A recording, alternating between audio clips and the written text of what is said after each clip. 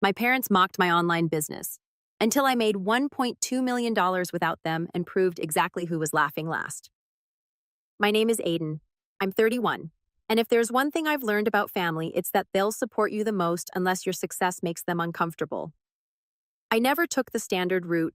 While the majority of my relatives were away at university studying law, medicine, or whatever else would get them a LinkedIn badge and parental bragging rights, I was holed up in my childhood bedroom, creating an e-commerce brand out of thin air.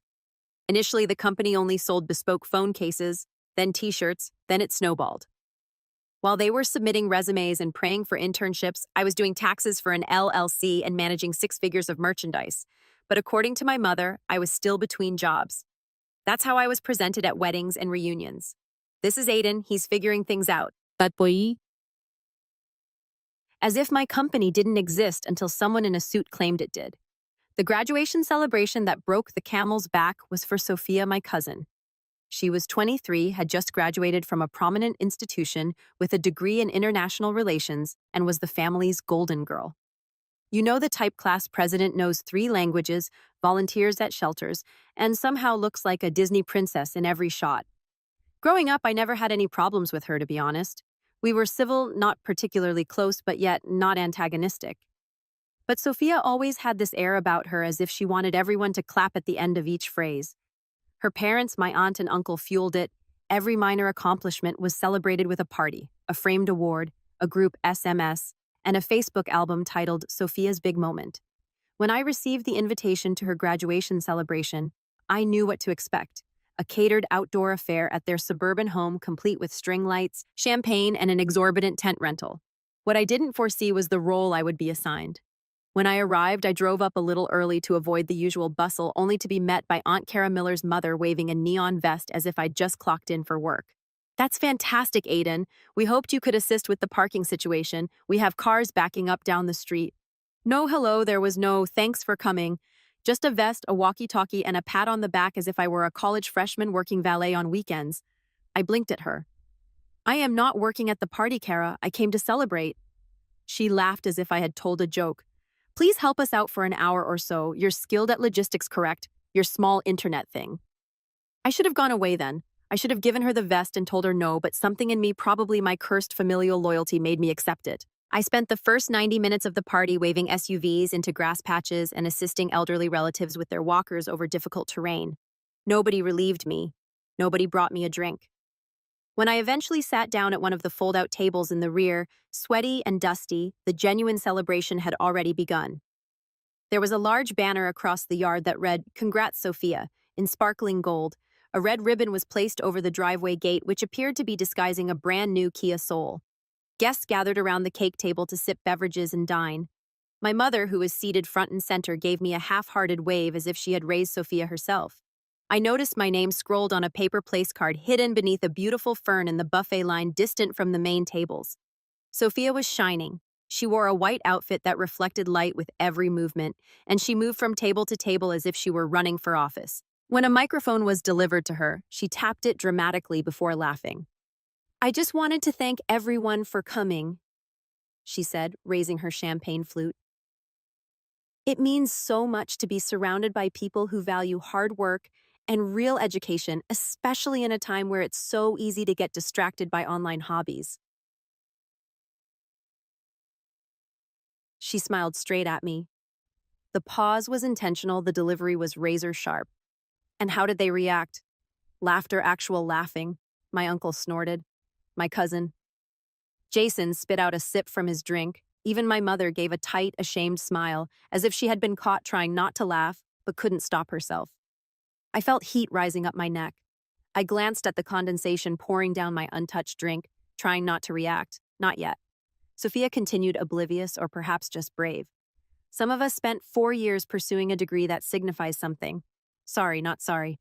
More laughs. She clinked glasses with a few close guests before returning the microphone like a teen drama drop the mic scene. My mother looked across at me, gave a slight shrug, and said, "She didn't mean it." The fact is, I didn't care about the car, I didn't care about the banner, the speech, or the fact that every photo was taken with me cropped out in the backdrop standing by the hedge like a forgotten waiter. What hurt was the years of silent dismissal smirks when I attempted to describe my job. My own mother would skip over my updates to discuss which of Sophia's lecturers formerly worked for the State Department. But as I sat there with dust on my sneakers and a drink in my hand, something inside me moved. I waited until the last toast was given. The clapping subsided and people began to go toward the dance floor, where a Bluetooth speaker was playing top 40 songs. I stood up, brushed off my clothes, and made my way up to the main table where Sophia and her friends were posing for photos next to the car still high from the ovation. "Hey, Sophia," I said casually loud enough for the close audience to hear. She paused mid-laugh, evidently not expecting me to reply. "Yeah," she questioned, her eyes narrowing. I raised my glass and grinned. "Just wanted to say congrats, really. Must feel great knowing your degree got you here, and it's awesome that your family supports you so much." I took a large sip. My little online hobby just cleared $1.2 million this year.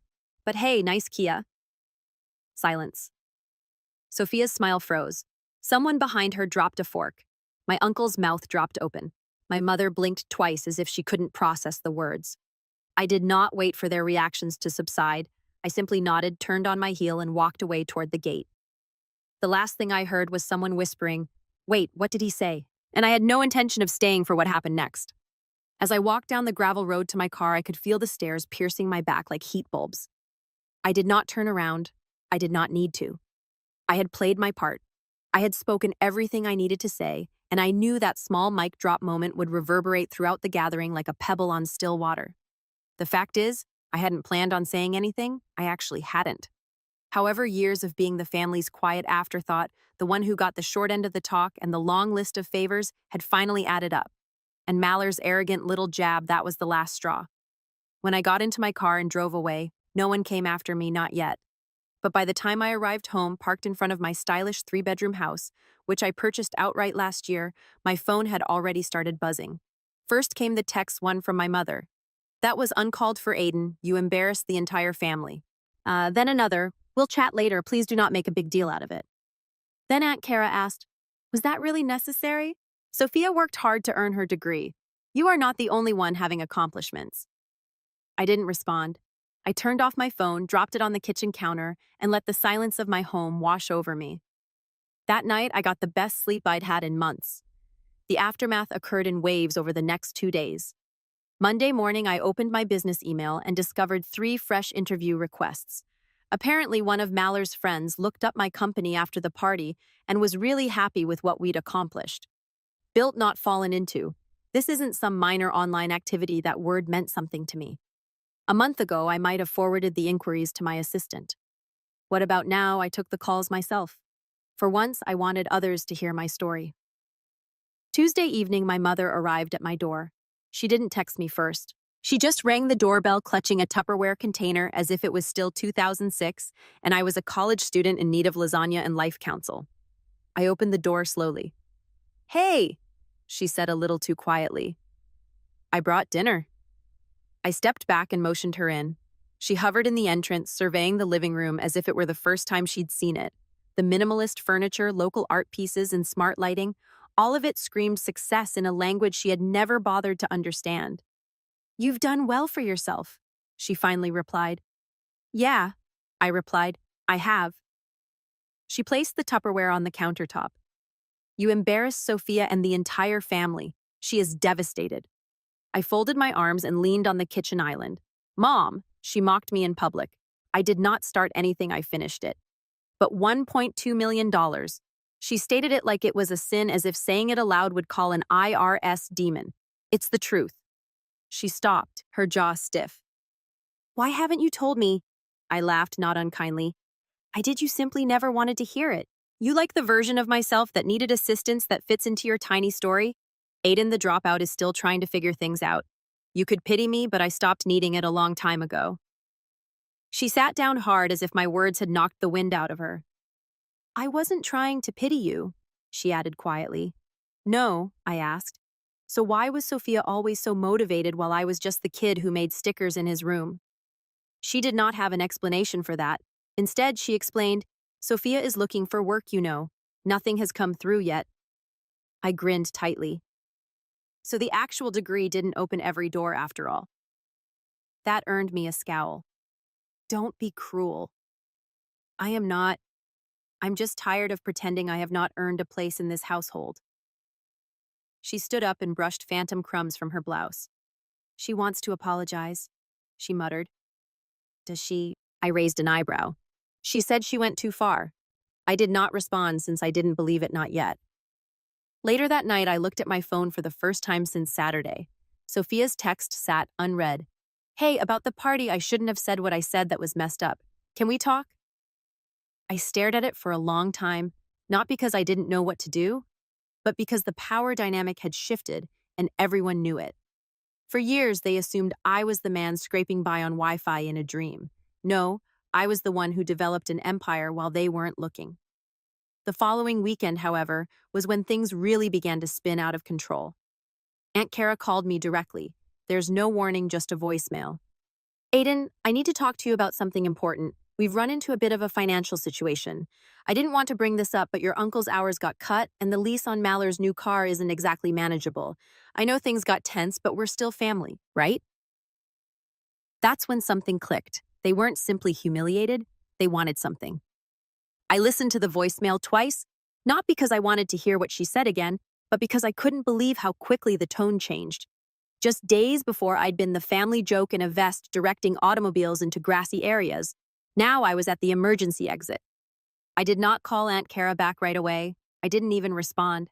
I let it rest, leaving her to wonder if I had heard it. Allow the discomfort to increase. I recognized this pattern. It was predictable. First the derision, then the stillness, then the sudden tenderness, and the "we're still family" line as soon as they needed a favor. And make no mistake, this was a favor, a pricey one. I sat down at my kitchen table, opened my laptop, and went to Sophia's Instagram. She'd shared a carousel of photos from the party, including the banner speeches and the keys to her new automobile with a comment, "To new beginnings and real work that makes a difference, right?" Real work. That phrase again. I browsed through the comments and saw dozens of likes from extended family acquaintances and former classmates. A handful of them tagged her and expressed how amazing she was. One of them even said, "Can't wait to work with you at the embassy." That made me smirk. I knew Sophia hadn't received a single job offer, not because she told me, but because my mother had accidentally let it slip while half defending her in my kitchen. The girl who toasted to genuine degrees and derided internet hobbies was now 3 months into post-graduation unemployment and plainly stressed out. Still, I had no plans to do anything. I wasn't looking for blood, not yet. Then came the second call. This one came from my uncle. Aiden, hello? I just wanted to clarify the air. You know we love you, always have. What about the whole party thing? Just a little playful taunting. Sophia has a great sense of humor, doesn't she? She takes after her father. He grinned nervously. Kara mentioned the lease and left you a message. We're simply a touch tight this month. It would be very appreciated if you could float us the first few installments to keep things running smoothly while Sophia settles in. I mean, you did say your business was going great, right? I sat there in startled stillness, clutching my phone like a live grenade. The arrogance was nearly artistic. There was no mention of the years I had spent quietly footing costs for birthday gifts, Christmas feasts, or family emergencies while they offered me folding chairs and backhanded compliments. There was not a single acknowledgement that Sophia's words were cruel, not mocking or humorous or a joke. No apologies, just more entitlement. Simply more of the same. That's when I opened the spreadsheet I'd saved for years. Not excessively, just be methodical. Every dollar I'd ever given or spent on this family, from the $300 I loaned Jason for textbooks, which he never paid back, to the $2,000 I lent Kara and her husband when their roof began leaking 2 winters ago. I had been guilted into doing every favor I paid, every bill quietly, to keep the peace. What is the grand total? $42,860. $42,860, not including interest, not including emotional labor, not to mention the way they made me feel like a glorified piggy bank with no actual accomplishments. I looked at the number for a long time, then I took a big breath and began crafting a note for Sophia. Hey, got your text, been thinking about it. Appreciate the apology, but I've been thinking maybe it's time for some clarity for everyone's sake. You're right, by the way, you did work hard. I just don't think that justifies mocking other people's success, especially when you don't fully understand it. But more than that, I'm realizing that I've spent years investing in this family financially and emotionally, and all I've gotten in return is dismissiveness. I know I read it twice. No venom there is no gloating, it's just a line in the sand. Then I forwarded a variation of that communication to my uncle, aunt, and more delicately, my mother. She called right away. Aiden, can we discuss this? You cannot just, yes. I interrupted calmly and clearly. I can, and I just did. There was a pause at the other end of the line. For the first time, she did not have a script. I didn't know what to say. Did you really earn more than $1 million last year? Yes. How? You never asked. Another prolonged stillness. What do you want us to do? She asked, her voice low. And that question stayed with me for a moment because that was the point, wasn't it? I did not want them to do anything. I just wanted them to stop expecting me to handle everything. I abruptly ended the call, not out of spite, but because I didn't feel obligated to perform for anyone. The mask was off, the bank was closed. The family's joke had finally been told. Sophia had not responded to my mail for 2 days. I assumed she was either stewing, preparing a faux gracious response, or too humiliated to say anything at all. I honestly didn't care. I had spoken my piece. The weight that had been resting on my chest for years, guilt, obligation, the continual sense of being seen but never valued, was finally lifted. For the first time in forever, I felt light. Then on the third day, I received a calendar invitation, subject, Coffee by Sophia Summers, time, Saturday at 10 a.m. Cafe Alder is located downtown. I stared at it for a moment, trying to decide whether to decline, but a part of me was curious. I accepted not because I expected a heartfelt apology, but because I wanted to see her in the eyes and discover what, if anything, was genuine beneath all of her polished superiority. Saturday morning rolled around. It's gray and rainy. I thought it was fitting. I arrived 10 minutes early and got a black coffee with no frills or distractions. She arrived 5 minutes late, dressed in a cream blazer, heels, and a countenance full of well-managed humility. Even amid the rain, Sophia dressed as if she expected to be in the spotlight. Aiden, she murmured with a little smile as she took the seat across from me. Thank you for coming. I didn't expect you to show, I said quietly. Neither did I, she said. But here we are. We sat in silence for a beat. She stirred her cappuccino as if it were an art project. I read your message, she finally replied twice. Okay.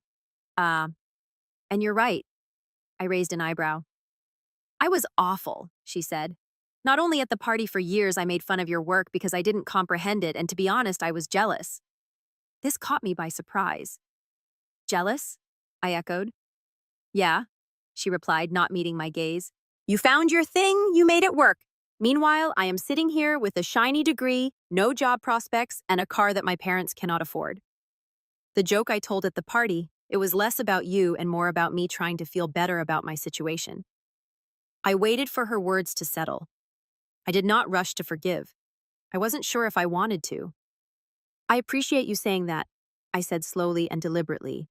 But that won't undo years of jabs of being treated as if I were less than by everyone, including my own mother. I know, she whispered. That is on me. And they, all of us. I nodded, my gaze locked on the rain pouring down the window beside us. Why did you actually ask me here, Sophia? She bit her lip. Not for money, I swear. Good, because the door is closed. She nodded swiftly. I understand. I did not come to ask for help. I just wanted to own it publicly. I looked at her puzzled. Publicly? That was when she dug into her bag and took out her phone. She opened her Instagram app, turned the device toward me, and pressed the record button on a story. Hi, everyone, she said, nervously smiling into the camera. So this is a little uncomfortable, but it's time I say something. I sat frozen as she kept recording. At my graduation celebration last week, I made a disparaging remark about online firms and those who work outside of the established system. It was petty, harsh, and absolutely inaccurate. My cousin Aiden is one of the most determined and successful individuals I know. He started his firm from scratch with no handouts or shortcuts, and I publicly mocked him for it. That is my fault, and I apologize not only to him, but to everyone I impacted with that attitude. Real success does not come with a diploma. It requires work. And Aiden, if you're watching, thank you for calling me out. I needed it. She paused the video, posted it without hesitation, and returned the phone to her purse. I blinked. It was unexpected. She shrugged. I deserve to feel embarrassed. You were for years. It is only fair. For the first time in a long time, I saw her not as Sophia the Golden Girl, but as a young lady attempting to detangle herself from the image her family had created for her and possibly from the one she had created for herself. You're lucky I'm not a petty man, I added with a tiny smile. She smirked. Don't push it. We talked for another hour, but not about money careers or family politics. Just about life travel books. We never shared the tiny things because we were always competing or avoiding each other. When we eventually rose up to leave, she hugged me. Not just a slap on the back, but a genuine hug. A peaceful one, the type that says, I understand now. A week later, my mother called.